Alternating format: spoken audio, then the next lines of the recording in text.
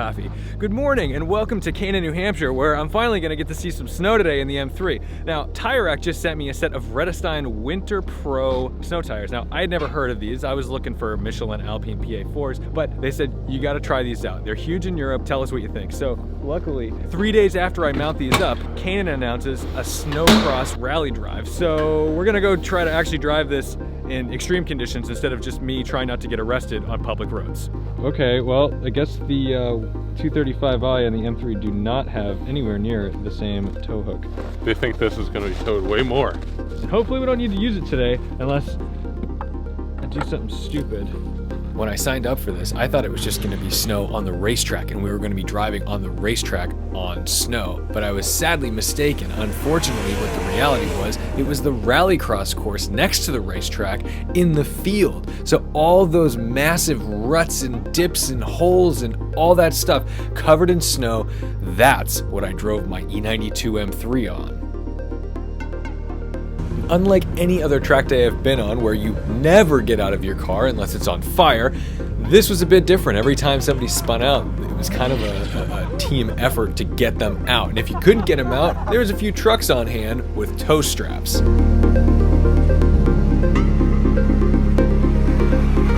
We had 5 hours of open lapping, and I certainly couldn't put my car through that much punishment.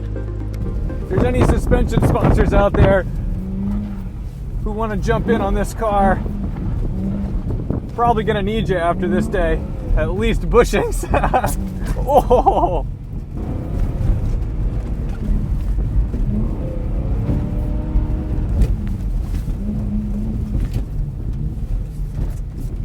Sorry car, I'm so sorry car. I'm doing it for Winding Road. Let's find out. All right, we're on a hill. Let's find out how they do going up a hill. Oh yeah. Dude, these tires, I don't think I'd ever get stuck in these tires. On the other hand, Liam had no problem. For whatever reason, he does not care about thrashing this M235 to the ragged edge, and oh my god, the sounds the tires made when they hit the fenders. Oh my god! And we're sunk! Go, go, go! Don't stop! Good for you for really not giving a shit about your car on the bumps. You will hear when the tire hits the fender. The only reason we didn't spin was because the snow was so deep it pushed us back out. It was like hitting a wall.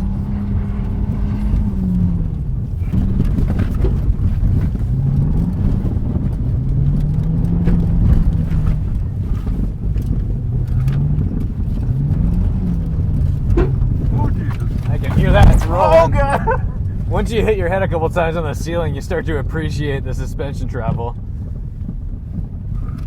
Or lack thereof. Oh, that's my front lip, I think. Yeah, we'll come back for it. Oh, shit! You having fun? This is the best! Because it's not my car! I saw people going skiing today with their families, with their 4Runners, and felt like my skis were my car today. I'm still very glad I did this because it gave me an opportunity to put these Vredestein Wintrac Pros to the absolute test and punishment, and even when I went far, far off course, I managed to dig myself out.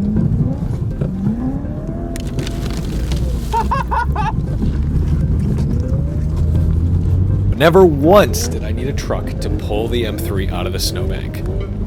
Unlike Liam. You want to hold that until it gets tension? All right, we're going in. And I think that is the most creative way to roll your fenders. I tried to get you some angle. Yikes, you got me plenty of angle. Thank you. Hey, it's all in one piece. That thing's so strong. It's so bumpy out here. The terrain is so brutal that this Mercedes had debeaded the front left tire. It's kind of a shitty situation because it's not just a matter of, oh, we'll pull him out. It's a matter of, we need to either get this tire back on or find a new wheel and tire for him to use. Fortunately for the Mercedes driver, that tire went right back on with a little bit of pressure.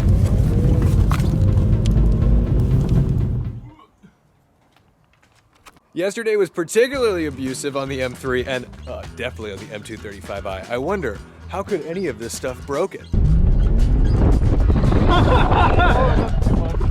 Oh, I'm glad we didn't just roll. But I have a little bit of a knock in the right rear on the M3, and I just want to check that nothing actually broke. So we're gonna lift it up and find out if I did any damage. Liam, what did you break yesterday? Ooh, this is the only thing that I think I need to replace. It goes right about there, not positioned like that. And how about that splitter? The splitter ripped out from the bumper. Yeah, that's an example of the force that was used, that it bent a screw 45 degrees. Let's take a look and see if I did any damage. That's your fuel neck, not your shock.